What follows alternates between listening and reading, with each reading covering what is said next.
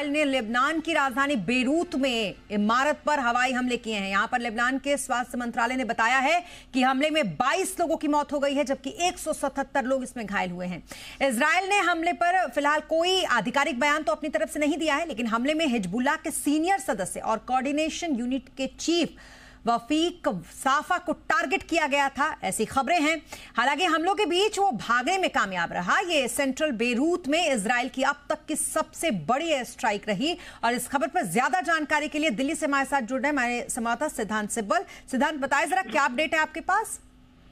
देखिए, अभी तक जो स्ट्राइक्स हो रहे थे इजराइल द्वारा बेरूत में, वो एक तरफ से सबर्ब्स में थे और साउथ बेरूत में थे। ये पहली बार ऐसा हो रहा है कि सेंट्रल बेरूत, जो एक तरफ से सेफ इलाका माना जाता है, वहां पे स्ट्राइक्स हुए हैं। तो एक कंसर्न्स बढ़ रहे हैं हालात को लेकर, और क्या स्ट्रैटेजी है इजराइलीज को लेकर अगर हम देखें लेबनान को लेकर। स्थितियां और बद से बदतर हो रही हैं, हर दिन हम नई डेवलपमेंट देख रहे हैं। और एक बड़ी जो स्टोरी डेवलप होकर आ रही है वो है यूएन पीस कीपर्स को लेकर, यूएन मिशन को लेकर साउथ लेबनान में, क्योंकि वहां पे भारत का एक बड़ा स्टेक है। भारत के करीब 900 जवान हैं यूएन पीस कीपिंग में सदर्न लेबनान में। और हाल फिलहाल में यूएन ने कहा है कि इजरायली स्ट्राइक्स में वहां पे यूएन कंपाउंड में वहां पे स्ट्राइक्स हुई है, इसमें 2 इंडोनेशियन जो सोल्जर्स हैं वो इंजर हुए हैं। तो कहीं ना कहीं अब कंसर्न बढ़ गए। आज सुबह हमने देखा कि डेवलपमेंट्स हो रही थी, और आज करीब 2 घंटे पहले भारत ने भी इस पे अपनी एक आधिकारिक प्रतिक्रिया जारी करी है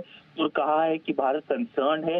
ये बड़ी स्टेटमेंट है भारत की तरफ से, क्योंकि भारत ने अक्सर एक तरफ से इतना स्ट्रॉन्ग कंसर्निंग स्टेटमेंट जारी नहीं करा है, क्योंकि उसके नेशनल इन्वॉल्व है, इससे स्टेटमेंट आई है। तो देखने वाली बात होगी क्या रुख लेता है ये पूरा एक जो सिचुएशन बनी हुई है। और जैसे लग नहीं रहा कि जल्द से जल्द कोई तो है, लेकिन इस बीच हमने ये देखा कि व्हाइट हाउस से भी बातचीत हुई है। कल ही हमने ये खबर भी थी कि व्हाइट हाउस से बातचीत की बेंजामिन नेतन्याहू ने। इस बीच क्या हम ये मान के चले कि हिजबुल्लाह के जो मेन ठिकाने हैं जहां पर उनके हथियार हो सकते हैं, उसको टारगेट किया जा रहा है?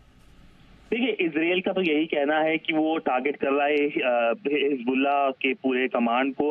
बेरूत में बात कर लीजिए या सदर्न लेबनान में बात कर लीजिए, पर बड़ा मसला इंटरनेशनल कम्युनिटी के लिए ये है कि इसके अंदर कोलैटरल्स होंगे। कोलैटरल्स यानी जो लोग होंगे, जो सिविलियंस होंगे। और कहीं ना कहीं हमने देखा है कि सिविलियन प्लेन्स भी अब बेरूत नहीं जा रहे हैं, सिर्फ मिडल ईस्ट एयरलाइंस चल रही हैं। इसके अलावा भारत की एडवाइजरी अभी भी कंटिन्यू है, करीब भारत के 3000 लोग हैं। तो ऐसा लग रहा है कि ये जो सिचुएशन है और डिस्टेबलाइज हो सकती है। और बातचीत आपने जैसे बताया फरमाया कि यूएस प्रेसिडेंट बाइडेन के साथ हुई थी, पर वो इजराइल के साथ जो बातचीत हुई थी, ना केवल लेबनान को लेकर बातचीत हुई थी, पर ईरान को लेकर बातचीत हुई थी, क्योंकि कहीं ना कहीं एक रिटेलिएटरी स्ट्राइक इजराइल से हो सकती है ईरान में। बिल्कुल, लेकिन सिद्धांत, जैसा कि आप भी कंसर्न बार बार बता रहे हैं कि इससे जो डिस्टर्बेंस है वो और भी ज्यादा बढ़ सकती है, और खास करके मिडिल ईस्ट अगर आप देखें तो काफी ज्यादा इस वक्त डिस्टर्ब है। ऐसे में इन टारगेट्स को और तेज कर देना, इसका कैसा असर होगा पूरे मिडिल ईस्ट पे?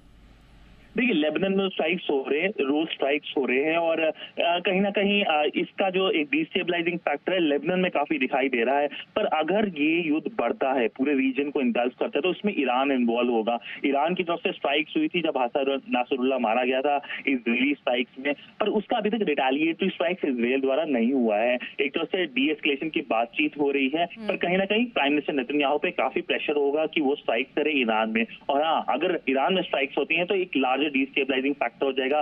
यमन में हुतीज हैं, और कहीं ना कहीं जैसे भारत के एक्सटर्नल अफेयर्स मिनिस्टर बहुत बार बता चुके हैं कि कहीं ना कहीं इसका इम्पैक्ट होगा ऑयल प्राइसेस पे, इन्फ्लेशन पे, इंश्योरेंस प्राइसेस पे। और इसके अलावा जो भारत में और भारत के साथ ग्लोबल साउथ में जो इन्फ्लेशनरी प्राइसेस का इम्पैक्ट कॉमन मैन पे होगा, तो वो देखने को मिल सकता है हमें आने वाले महीनों में। चलिए, बहुत शुक्रिया तमाम जानकारी के लिए सिद्धांत आपका।